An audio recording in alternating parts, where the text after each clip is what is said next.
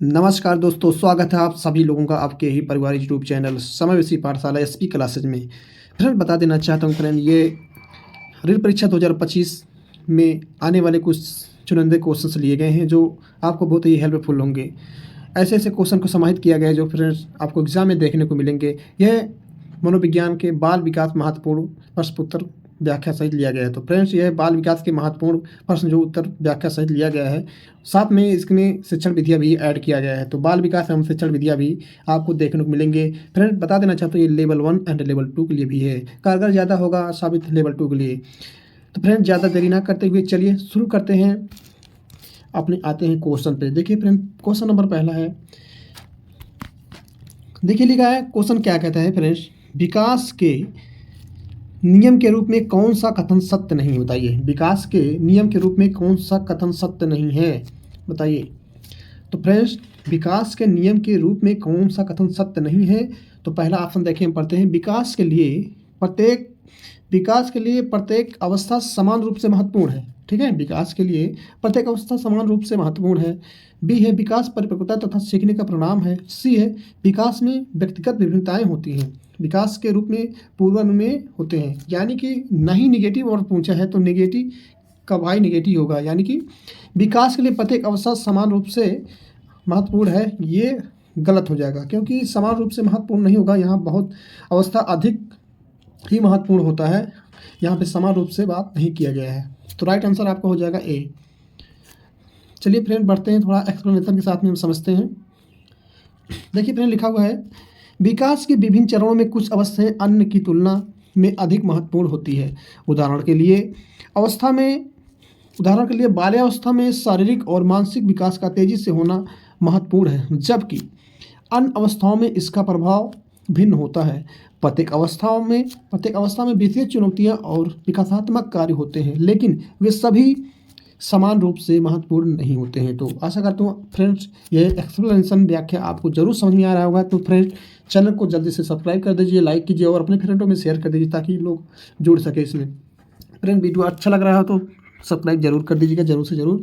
चलिए next question पर बढ़ते हैं। फ्रेंड देखिए, उससे पहले थोड़ा और एक्सप्लेनेशन पड़ा हुआ है, पढ़ते हैं। देखिए, विकास परिपक्वता तथा सीखने का परिणाम है, यह सत्य है, क्योंकि विकास का मुख्य आधार है परिपक्वता और सीखने की प्रक्रिया है। विकास में व्यक्तिगत विभिन्नताएं होती हैं, यह भी सत्य है, क्योंकि हर व्यक्ति के विकास की गति और शैली अलग होती है। विकास के प्रारूप पूर्व में होते हैं, यह भी सही है, क्योंकि विकास में कुछ सामान्य क्रमबद्धता होती है। ठीक है, देखिए नेक्स्ट क्वेश्चन लिखा है फ्रेंड। नेक्स्ट क्वेश्चन क्या कहता है कि देखिए लिखा है फ्रेंड, नैतिक विकास का सिद्धांत किसके द्वारा प्रतिपादित किया गया था।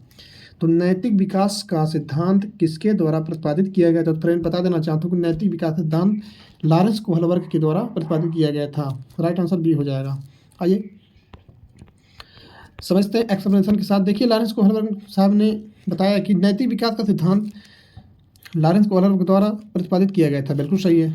और उन्होंने नैतिकता को 6 चरणों में विभाजित किया, जो 3 स्तरों में आते हैं, पूर्व परंपरागत और उत्तर परंपरागत। देखिए फ्रेंड, बता देना चाहता हूँ कि जो पूर्व परंपरागत होता है ना, ये आपका जो पूर्व परंपरागत होता है, इसमें इस स्तर में देखेंगे बच्चे सजा से बचने और पुरस्कार प्राप्त करने के लिए ना, इसमें नैतिक निर्णय लेते हैं। बिल्कुल सही, इसमें बच्चे नैतिक निर्णय लेते हैं। और परंपरागत की बात करेंगे तो बस इस स्तर पर देखेंगे ना, तो इस स्तर पर देखेंगे हम लोग, इस स्तर में लोग जैसे कह सकते हैं सामाजिक और मानदंडों और कानूनों का पालन करने के लिए नैतिक निर्णय लेते हैं। ठीक है ना, इसमें।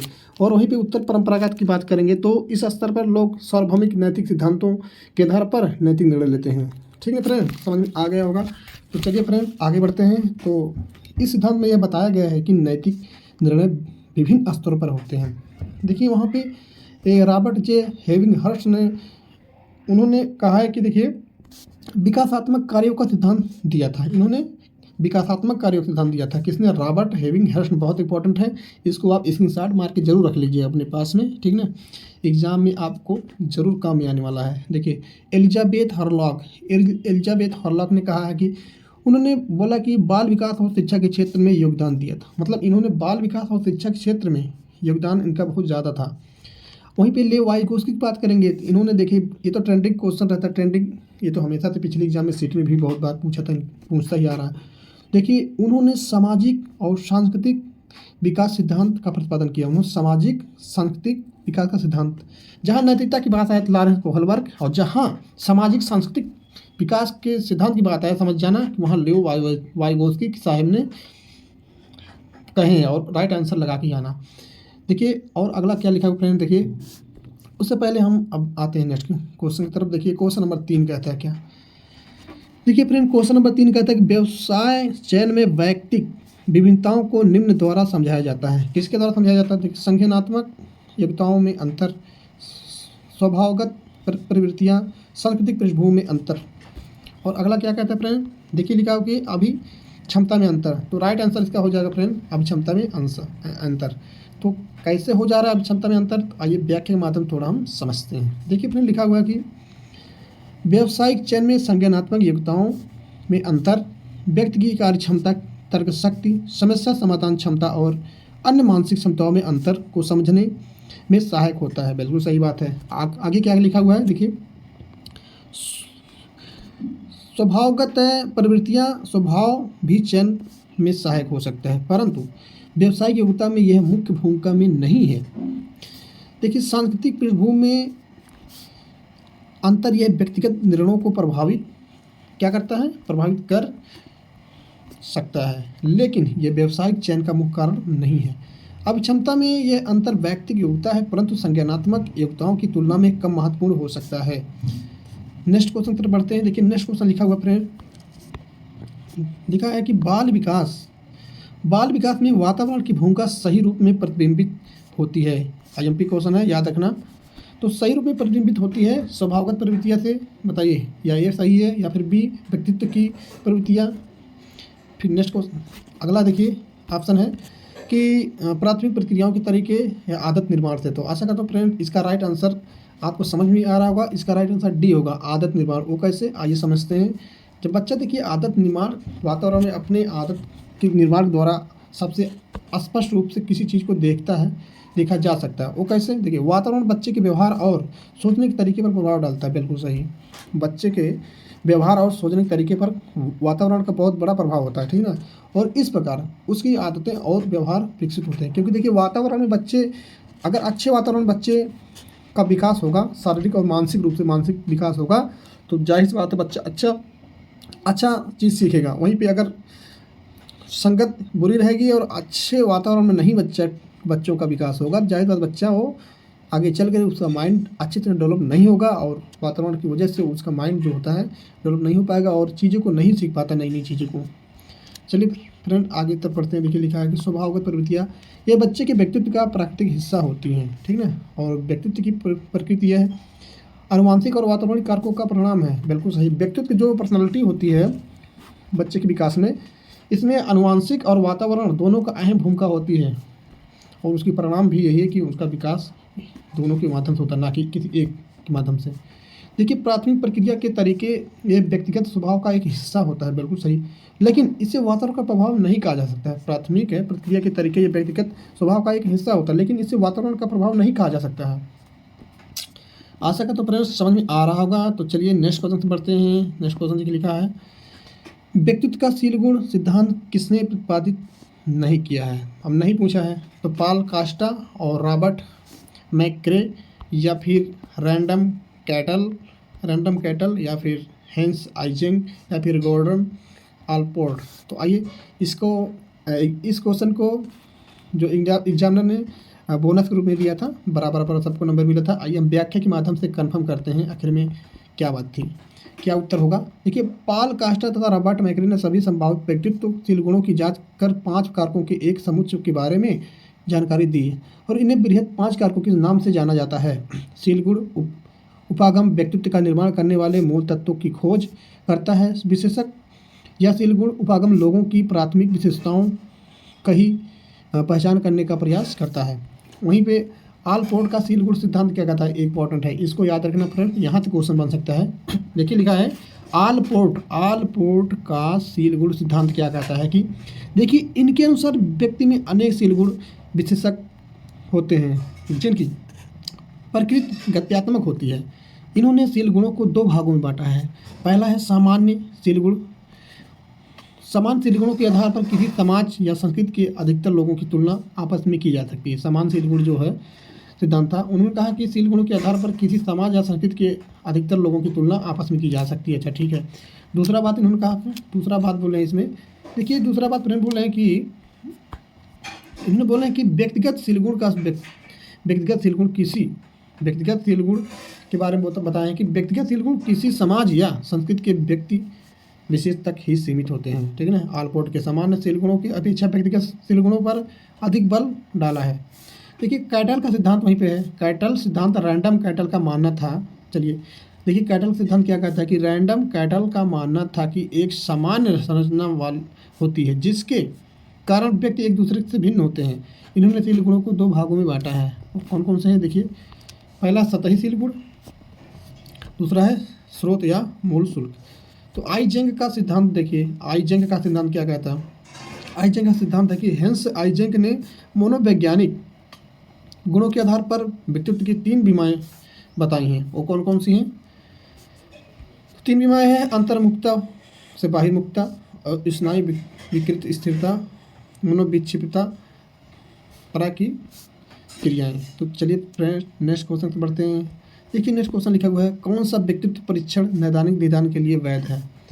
बताइए कौन सा व्यक्तित्व परीक्षण नैदानिक निदान के लिए वैध है, बताइए। तो आइए ऑप्शन के माध्यम से समझते हैं। तो MAMPI या ये होगा क्वेश्चन, या फिर 16PF या EPPS या TAT। तो राइट आंसर हो जाएगा A। तो MAMPI इसका राइट आंसर होगा। आइए थोड़ा एक्सप्लेनेशन के माध्यम से समझते हैं। तो पर्सनालिटी इन्वेंटरी एक मान्य और विश्वसनीय नैदानिक परीक्षण है जिसका उपयोग व्यक्तित्व विकारों और मानसिक स्वास्थ्य समस्याओं के निदान के लिए किया जाता है। ये 16PF यह एक व्यक्तित्व आकलन परीक्षण है, परंतु यह नैदानिक निदान के लिए उपयुक्त नहीं है। अच्छा ठीक है। आगे क्या लिखा हुआ है कि EPPS यह एक व्यक्तित्व परीक्षण है लेकिन यह नैदानिक निदान के लिए मान्य नहीं है। बिल्कुल सही है। TAT क्या है? यह एक प्रक्षेपी परीक्षण है लेकिन यह नैदानिक निदान के लिए मुख्य रूप से उपयोगी नहीं है। तो चलिए फ्रेंड आगे चलते हैं। देखिए लिखा है क्वेश्चन नंबर 7। क्वेश्चन नंबर 7 लिखा है, रॉबर्ट जे स्टर्नबर्ग द्वारा बुद्धि का कौन सा सिद्धांत प्रस्तावित किया गया है? तो द्विकारक सिद्धांत, या फिर त्रिशास्त्र सिद्धांत, या बहुकारक सिद्धांत, या पतनक्रमिक सिद्धांत, बताइए। देखिए रॉबर्ट साहब थे, वो रॉबर्ट स्टर्नबर्ग द्वारा जो था वो यहाँ पर भी अगर हम कंफर्म करेंगे तो इनका भी जो कोई ऑप्शन ए भी बोनस के नंबर था, एग्जाम में बोनस के रूप में नंबर दिया था, सबको बराबर नंबर मिला था। लेकिन आइए हम व्याख्या के माध्यम से स्टर्नबर्ग के बारे में समझते हैं कि कौन सा ऑप्शन ज़्यादा सही हो रहा है। तो चलिए फ्रेंड चलिए समझते हैं। देखिए लिखा है कि रॉबर्ट जे स्टर्नबर्ग ने त्रिआयामी बहुबुद्धि सिद्धांत का प्रतिपादन किया। त्रिआयामी बहुबुद्धि सिद्धांत का प्रतिपादन किया और इस सिद्धांत के अनुसार बुद्धि के 3 मुख्य घटक होते हैं, विश्लेषणात्मक और रचनात्मक, क्रिएटिव जिसे बोलते हैं, और व्यवहारिक, प्रैक्टिकल बुद्धि। यह सिद्धांत बताता है कि फ्रेंड्स बुद्धिमत्ता केवल पारंपरिक IQ तक सीमित नहीं है बल्कि इसमें समस्या समाधान, रचनात्मकता और व्यवहारिकता भी शामिल है। और क्या कहता है आगे देखिए लिखा गया है कि द्विकारक सिद्धांत जो है ये चार्ल्स स्पीयरमैन द्वारा प्रस्तावित किया गया था। द्विकारक सिद्धांत जो था चार्ल्स स्पीयरमैन द्वारा प्रस्तावित किया गया था जिसमें सामान्य G और विशिष्ट S कारक द्वारा शामिल होते हैं। तो आशा करता हूँ फ्रेंड ये समझ में आ रहा होगा आपको। इस वीडियो को दोबारा वॉच जरूर कीजिएगा, सब समझ में आ जाएगा। चलिए आगे देखिए क्या लिखा है कि बहुकारक सिद्धांत हार्वर्ड गार्डनर ने बहुबुद्धि का सिद्धांत दिया था। इन्होंने बुद्धि के 8 प्रकार के सिद्धांत बताए थे ना। तो चलिए जिसमें विभिन्न प्रकार की बुद्धियाँ शामिल हैं। पदानुक्रमिक सिद्धांत यह बुद्धि के पदानुक्रमिक ढांचे के बारे में है परंतु यह स्टर्नबर्ग का सिद्धांत नहीं है। नेक्स्ट क्वेश्चन पढ़ते हैं। देखिए नेक्स्ट क्वेश्चन लिखा हुआ है, निम्न में से कौन सा बुद्धि का निष्पत्ति परीक्षण है? तो जलोटा सामान्य बुद्धि परीक्षण, भाटिया बैटरी, या आर्मी अल्फा परीक्षण, ड्रा ए मेन परीक्षण, बताइए राइट आंसर इसका कौन सा हो जाएगा फ्रेंड? तो राइट आंसर बी हो जाएगा फ्रेंड। देखिए बी भाटिया बैटरी परीक्षण हो जाएगा। इसका राइट आंसर बी हो जाएगा, भाटिया बैटरी परीक्षण हो जाएगा। चलिए व्याख्या में समझते हैं। देखिए मैंने लिखा कि भाटिया बैटरी एक बुद्धि का निष्पत्ति परीक्षण जिसका उपयोग बुद्धि के विभिन्न घटकों का मूल्यांकन करने के लिए किया जाता है। और लिखा है कि यह एक भारतीय संदर्भ में विशेष रूप से विकसित किया गया है था और विभिन्न मानसिक योग्यताओं को मापता है। जलोटा, आइए हम जलोटा के बारे में समझते हैं। देखिए जलोटा समान बुद्धि परीक्षण है, एक समान बुद्धि परीक्षण है, लेकिन निष्पत्ति परीक्षण नहीं है। वहीं पे हम समझेंगे आर्मी अल्फा परीक्षण के बारे में। तो आर्मी अल्फा परीक्षण के बारे में समझेंगे यह सैन्य सेवाओं के लिए विकसित किया गया परीक्षण है और निष्पत्ति परीक्षण नहीं है, ठीक है। वहीं ड्राई मैन परीक्षण के बारे में समझेंगे कि यह है एक प्रक्षेपी परीक्षण जो बच्चों की संज्ञानात्मक और मानसिक स्थितियों को समझने में मदद करता है, ठीक है ना। वहीं पे हम अब समझेंगे क्वेश्चन नंबर 9, फ्रेंड एक्सप्लेनेशन खत्म होता है। देखिए क्वेश्चन नंबर 9 पे आते हैं। देखिए फ्रेंड क्वेश्चन नंबर 9 क्या कहता है कि व्यक्तिगत विभिन्नताओं की प्रकृति के लिए निम्न में से कौन सी अवधारणा सत्य नहीं है। तो व्यक्तिगत विभिन्नताओं की प्रकृति के लिए निम्न में से कौन सी अवधारणा सत्य नहीं है। समान संभावना या विचलनशीलता या अधिगम समानता या फिर शील गुणों का अंतर संबंध। तो कौन सा सही नहीं है सत्य, तो कौन सा अवधारणा सही नहीं, बताइए कौन सा अवधारणा सत्य नहीं है। आइए तो वो जो सही नहीं है उसका राइट आंसर बी हो जाएगा। तो एक्सप्लेनेशन के माध्यम से समझेंगे फ्रेंड।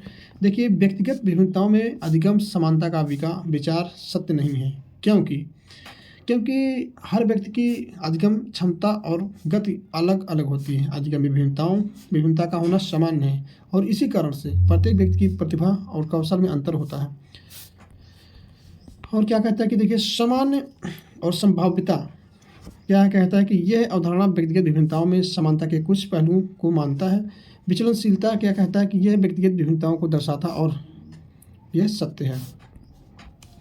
तो शील गुणों का यह अंतर संबंध क्या कहता है कि यह भी सत्य है, क्योंकि विभिन्न शील गुण एक दूसरे से जुड़े होते हैं। तो फ्रेंड आशा करता हूँ समझ में आ गया होगा।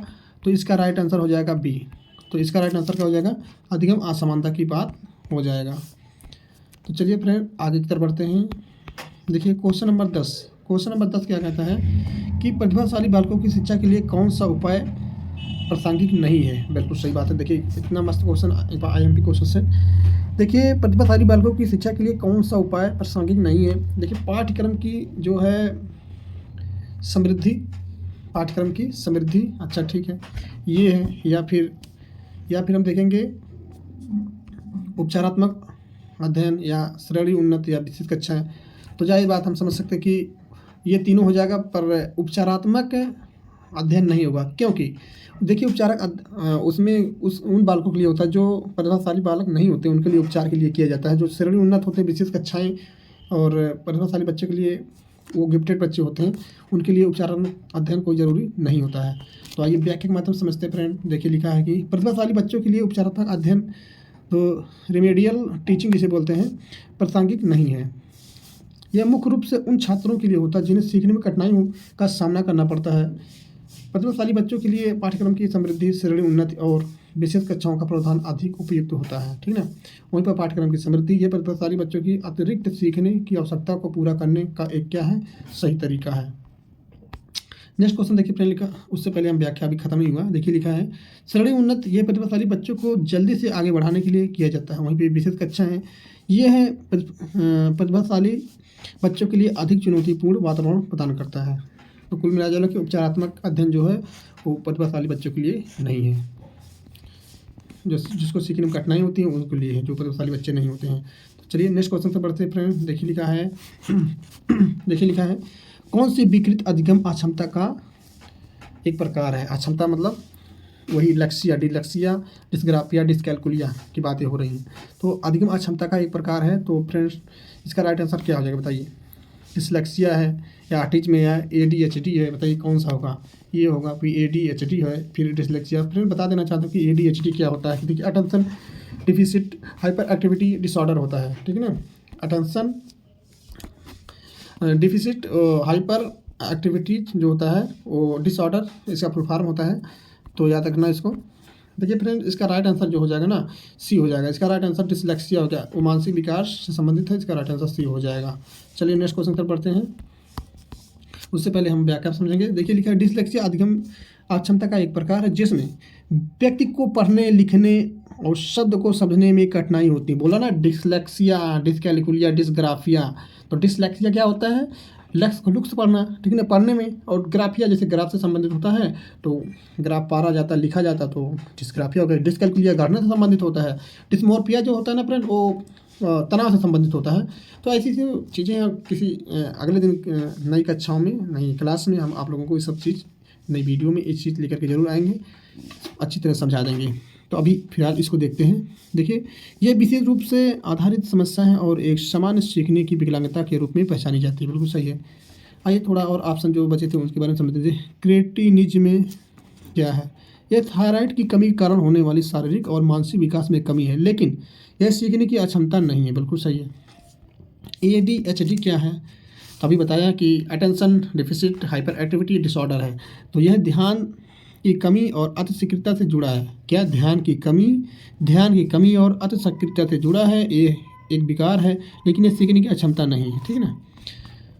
देखिए, ऑटिज्म में क्या होता है फ्रेंड? ऑटिज्म में क्या होता है, ऑटिज्म के बारे में समझ लीजिए। ये भी एग्जाम में अगर शब्द आ जाएगा तो आप समझ लीजिए कि ऑटिज्म में एक न्यूरो विकासात्मक विकार है। क्या है? न्यूरो विकासात्मक विकार है, जिसमें सामाजिक संपर्क और संचार में कठिनाई होती है। यानी कि बच्चा जो होता है उसका विकास जो होता है, सामाजिक विकास, उसको समाज में संपर्क करने, लोगों से संपर्क करने में और संचार में कठिनाई उसको उत्पन्न होती है, तो होता है ऑटिज्म में। लेकिन इसे मुख्य रूप से अधिगम अक्षमता के रूप में वर्गीकृत नहीं किया जा सकता है। बिल्कुल सही बात है। देखिए फ्रेंड, नेक्स्ट क्वेश्चन की तरफ बढ़ते हैं। तो नेक्स्ट क्वेश्चन क्या कहता है, देखिए लिखा है। देखिए फ्रेंड, नेक्स्ट क्वेश्चन लिखा हुआ है कि कुछ समायोजन का कौन सा तत्व विशेष रूप से निर्णय लेने से संबंधित है? तो कुछ समायोजन का कौन सा तत्व विशेष रूप से निर्णय लेने से संबंधित है? तो तनाव है, चिंता है, कुंठा है या द्वंद्वत है? बताइए कौन सा होगा। कुछ समायोजन का कौन सा तत्व विशेष रूप से निर्णय लेने से संबंधित है? तो कौन सा हो जाएगा राइट आंसर? इसका राइट आंसर डी हो जाएगा, द्वंद्वत। वो कैसे हो जाएगा, आइए समझते हैं। द्वंद्वत हो जाएगा इसका राइट आंसर। तो तनाव, चिंता और कुंठा, इसका ऑप्शन के बाद एक्सप्लेनेशन किया गया है। आइए समझते हैं। देखिए लिखा है कि कुछ समायोजन में द्वंद्वत निर्णय लेने से जुड़ा होता है। द्वंद्वत तब होता है जब व्यक्ति को दो या अधिक विकल्पों के बीच निर्णय लेना होता है, और यह एक प्रकार का आंतरिक संघर्ष उत्पन्न करता है जो तनाव चिंता का कारण बन सकता है। देखिए फ्रेंड, लिखा हुआ कि तनाव यह शारीरिक और मानसिक अवस्था का कारण बन सकता है, लेकिन यह निर्णय लेने का विशेष तत्व नहीं है। बिल्कुल सही है। नेक्स्ट क्वेश्चन के पहले और थोड़ा पढ़ेंगे एक्सप्लेनेशन। देखिए कुंठा क्या है? यह कुंठा था, यह एक प्रकार का असंतोषजनक स्थिति है जो व्यक्ति को असहज महसूस कराती है। चिंता की बात करेंगे तो यह अनिश्चितता और भव्य के कारण उत्पन्न होती है, लेकिन यह निर्णय लेने का विशेष रूप से तत्व नहीं है। वहीं पे हम चलेंगे, अगला क्वेश्चन की तरफ बढ़ेंगे। देखिए फ्रेंड, नेक्स्ट क्वेश्चन लिखा हुआ है जेपी गिलफोर्ड के अनुसार सृजनात्मक बालकों की विशेषता कौन सी नहीं है? चिंतन में सहानुभूत, या चिंतन में लचीलापन, या समस्या का बहुत उत्तर, या फिर चिंतन में मौलिकता? बताइए कौन सा आंसर हो जाएगा फ्रेंड? चिंतन में मौलिकता, ये हो जाएगा। कौन सा आंसर होगा? तो फ्रेंड, इसका राइट आंसर ए हो जाएगा। तो आइए व्याख्या में समझते हैं। जेबी गिलफोर्ड के अनुसार सृजनात्मकता या रचनात्मकता या क्रिएटिविटी बच्चों की विशेषताओं में मौलिकता, लचीलापन और समस्या के बहुविध उत्तर देने की क्षमता शामिल होती है। चिंतन में समानुभूति, एम्पैथी इन थिंकिंग सृजनात्मकता की प्रमुख विशेषता में से नहीं है, क्योंकि ये अधिकतर सामाजिक और भावनात्मक विकास से संबंधित हैं। देखिए, समस्या के बहुविध उत्तर क्या है कि यह रचनात्मकता का एक महत्वपूर्ण गुण है, जिसमें बच्चा समस्या के कई संभावित समाधान ढूंढ सकता है। चिंतन में लचीलापन, रचनात्मकता व्यक्ति के लिए लचीले होते हैं, और वहीं पे हम देखेंगे जिससे वे अलग अलग दृष्टिकोण को अपना सकते हैं। चिंतन में मौलिकता, रचनात्मकता में मौलिकता का होना भी महत्वपूर्ण है, जिससे नए और अनोखे विचार उत्पन्न होते हैं। तो फ्रेंड, आशा करता हूँ आप सभी लोगों को ये क्वेश्चन जरूर समझ में आ रहा होगा। क्वेश्चन नंबर 14 लिखा, ट्राइसोमी 21 को कहा जाता है। बताइए ट्राइसोमी 21 को क्या कहा जाता है? ट्राइसोमी 21 को क्या कहा जाता है? बताइए ट्राइसोमी 21 को क्या कहा जाता है? तो देखिए फ्रेंड, इसका होगा क्लाइनफेल्टर संरक्षण, सिकल सेल रोग, या टर्नर संरक्षण, या डाउन संरक्षण। इसका राइट आंसर हो गया डी, डाउन संरक्षण कहा जाता है। देखिए व्याख्या मतलब समझेंगे फ्रेंड। लिखा हुआ कि ट्राइसोमी 21 को डाउन संरक्षण कहा जाता है। यह आनुवंशिक विकार है जिसमें 21वें गुणसूत्र की एक अतिरिक्त प्राप्ति होती है इससे मानसिक और शारीरिक विकास पर असर पड़ता है। क्लाइनफेल्टर संरक्षण यह एक आनुवंशिक विकार है जिसमें पुरुषों के पास अतिरिक्त एक्स गुणसूत्र होते हैं, XXY जिसे बोलते हैं। चलिए, सिकल सेल रोग क्या है? यह रक्त से जुड़ा विकार जिसमें हीमोग्लोबिन असमान विकार में होता है। टर्नर संरक्षण क्या है? यह विकार महिलाओं में एक गुणसूत्र के अभाव से होता है जो 45 और X बोला जाता है जिसे। देखिए क्वेश्चन नंबर 15। क्वेश्चन नंबर 15 क्या है? निम्न में से कौन सा थॉर्नडाइक के सीखने के नियमों का हिस्सा नहीं है? बताइए। तत्परता का नियम, सहचर का नियम, अभ्यास का नियम, प्रभाव का नियम। देखिए थॉर्नडाइक साहब ने 3 प्रकार के मुख्य नियम बताए हैं और 5 प्रकार के गौड़ नियम बताए हैं। एक तत्परता का नियम हो गया, एक हो गया हमारा प्रभाव का नियम हो गया, और दूसरा हो गया अभ्यास का नियम हो गया। तो बी इसका राइट आंसर नहीं हो सकता है। देखिए तो राइट आंसर बी होगा सही। तो राइट आंसर बी इसका नहीं होगा, सहचर का नियम नहीं होगा। आइए देखते हैं। थॉर्नडाइक के सीखने के सिद्धांत में सहचर का नियम शामिल नहीं, बिल्कुल सही है। थॉर्नडाइक के सिद्धांत में 3 मुख्य नियम हैं, तत्परता का नियम, अभ्यास का नियम और प्रभाव का नियम। देखिए तत्परता का नियम क्या कहता है? बहुत इंपॉर्टेंट टॉपिक, बहुत ज़्यादा इंपॉर्टेंट, यहाँ से क्वेश्चन कई बार पूछेगा एग्जाम में। यह सीखने की तत्परता को बताता है, जैसे व्यक्ति का और सीखने के लिए मानसिक और शारीरिक रूप से तैयार होना। ठीक है, वहीं भी हम समझेंगे कि अभ्यास का नियम क्या कहता है फ्रेंड? यह नियम कहता है कि अभ्यास के द्वारा सीखी गई जानकारी मजबूत होती है, बिल्कुल सही है। वहीं पे प्रभाव का नियम क्या कहता है कि यह सकारात्मक परिणाम से सीखने को मजबूत करने पर आधारित होता है। ठीक है ना। आइए क्वेश्चन नंबर 16 की तरफ बढ़ते हैं फ्रेंड। क्वेश्चन नंबर 16 देखिए क्या कहता है। क्वेश्चन नंबर 16 क्या कहता है? देखिए लिखा, निम्न में से कौन सा कक्षा में सीखने को प्रभावित करने वाला मनोवैज्ञानिक कारक है? तो स्वास्थ्य, उम्र एवं जेंडर, परिपक्वता का स्तर, अभिप्रेरणात्मक एवं संवेगात्मक अवस्था, या फिर चलेंगे। देखिए लिखा है विषय वस्तु अर्थपूर्णता। कौन सा आंसर हो जाएगा इसका? राइट आंसर हो जाएगा फ्रेंड सी हो जाएगा। राइट आंसर सी हो जाएगा। देखिए सी हो जाएगा इसका राइट आंसर हो जाएगा, अभिप्रेरणात्मक एवं संवेगात्मक अवस्था इसका राइट। आइए व्याख्या का मतलब समझते हैं। देखिए लिखा है, कक्षा में सीखने को प्रभावित करने वाला एक महत्वपूर्ण मनोवैज्ञानिक कारक अभिप्रेरणात्मक एवं संवेगात्मक अवस्था है। किसी छात्र की प्रेरणा और भावनात्मक स्थिति उसके सीखने की क्षमता को गहराई से प्रभावित करती है। एक बात बता देना चाहते हैं फ्रेंड, रेट परीक्षा अगर पास करना है तो CDP को अच्छी तरह से और SST को मजबूत कर लीजिए, तो सेकंड पेपर आपका अच्छी तरह से निकल जाएगा। तो याद रखना, CDP को अच्छी तरह से पढ़ लीजिए, CDP पर ज़्यादा फोकस कीजिए और SST पे तो आपका निकल जाएगा। SST मतलब सामाजिक विज्ञान पे और बाल विकास एवं शिक्षण विधियों पे, दोनों पे तैयार। तो ये ज़्यादा क्वेश्चन नंबर यहीं से उठेंगे। उम्र एवं स्वास्थ्य, उम्र एवं जेंडर क्या है कि ये जैविक कारक जो सीखने को प्रभावित कर सकते हैं, पर ये मनोवैज्ञानिक कारक नहीं हैं। परिपक्वता का स्तर के बारे में समझेंगे, यह जैविक और संज्ञानात्मक विकास से जुड़ा है। अच्छा ठीक है। विषय वस्तु की अर्थपूर्णता की बात किया गया है, यह विषय की अस्पष्टता से संबंधित, बिल्कुल सही है, परंतु यह मुख्य रूप से मनोवैज्ञानिक कारक नहीं है। बिल्कुल सही, परंतु यह मुख्य रूप से मनोवैज्ञानिक कारक नहीं है। अच्छा ठीक है, चलिए नेक्स्ट क्वेश्चन से बढ़ते हैं, समझते हैं। देखिए अधिगम का क्वेश्चन नंबर 17 लिखा, अधिगम का अंतर्दृष्टि सिद्धांत किसके द्वारा प्रतिपादित किया गया था? बताइए। तो वाल्फ गेनन कॉलर के द्वारा, या फिर जीरोम ब्रून के द्वारा, या फिर मार्टिन सेलिकमैन के द्वारा, या फिर एरिक एरिक्सन के द्वारा। तो राइट आंसर इसका हो जाएगा फ्रेंड। देखिए लिखा है कि वाल्फ गेनंग कोलर के द्वारा, इसका राइट आंसर ए हो जाएगा। थोड़ा व्याख्या के माध्यम से समझते हैं। देखिए लिखा है कि अधिगम का अंतर्दृष्टि सिद्धांत, इंसाइट लाइनिंग थ्योरी, वाल्फगैंग कोलर द्वारा प्रतिपादित किया गया था। कोलर के अनुसार क्या है कि अंतर्दृष्टि अधिगम में व्यक्ति अचानक समस्या का समाधान खोजता है जो पहले ना समझ में आया हो, जैसे चिंपैंजी पर उन्होंने प्रयोग किया था। चलिए जेरेम ब्रूनर के बारे में समझते हैं। जेरेम ब्रूनर साहब क्या कहते हैं? उन्होंने संज्ञानात्मक विकास पर काम किया लेकिन अंतर्दृष्टि अध्ययन पर नहीं, बिल्कुल सही बात है।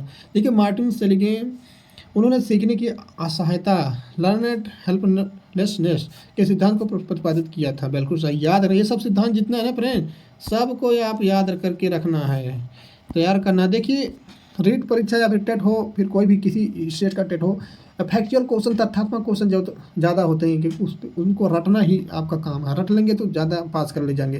जबकि सीटेट ऐसा जो आपको फैक्चुअल होता है उसको समझना आपको बहुत ज़रूरी है, समझ पे आधारित ज़्यादा होता है सीटेट का क्वेश्चन। तो एरिक्सन उन्होंने मनोवैज्ञानिक विकास के 8 चरणों का सिद्धांत प्रस्तुत किया था एरिक एरिक्सन। ठीक है ना। चलिए नेक्स्ट क्वेश्चन से बढ़ते हैं। क्वेश्चन नंबर 18 देखिए क्या कहता है फ्रेंड। क्वेश्चन नंबर 18 कहता है अधिगम के समस्या समाधान उपागम का अंतिम चरण कौन सा। अधिगम के समस्या समाधान उपागम का अंतिम चरण कौन सा है बताइए। तार्किक क्रम का अनुसरण, संप्रत्यय तथा नियमों का ज्ञान, या निष्पादन का सत्यापन, या फिर क्रियाविधि का प्रदर्शन बताइए। राइट आंसर कौन सा हो जाएगा आप लोग समझ गए होंगे। तो राइट आंसर हो जाएगा सी। राइट आंसर बिल्कुल सी राइट। निष्पादन का सत्यापन। आइए इस व्याख्या के माध्यम से समझते हैं क्या लिखा है। देखिए सब कंफर्म हो जाएगा व्याख्या के माध्यम से। देखिए लिखा है फ्रेंड, थोड़ा ऐसे कर लेते हैं। देखिए लिखा है अधिगम के समस्या समाधान भागम में अंतिम चरण निष्पादन का सत्यापन है। अच्छा ठीक है। और यह वह चरण होता है जिसमें व्यक्ति यह सुनिश्चित करता है कि समाधान सही है और उसे लागू किया जा सकता है। बिल्कुल सही है। इस सत्यापन प्रक्रिया के माध्यम से समाधान की प्रभावशीलता का मूल्यांकन किया जाता है। ये भी बात सही है। वहीं पर अगर हम बात करेंगे तार्किक की बात करेंगे तो तार्किक क्रम के अनुसरण में देखेंगे तो यह समस्या समाधान प्रक्रिया का मध्य चरण है। बिल्कुल सही है, जिसमें व्यक्ति तार्किक तरीके से सोचता है। ये भी बात सही है। देखिए संप्रत्यय तथा नियमों का ज्ञान यह समस्या को समझने में और आवश्यक ज्ञान प्राप्त करने का ये चरण है। बिल्कुल ये भी बात सही ही लिखा है। चलिए अगला बात किया गया है। देखिए क्रियाविधि का प्रदर्शन क्या कहता है कि यह समाधान को क्रियान्वित करने का चरण है, परंतु सत्यापन अंतिम चरण है। ये भी बात सही है। चलिए नेक्स्ट क्वेश्चन पे बढ़ते हैं फ्रेंड।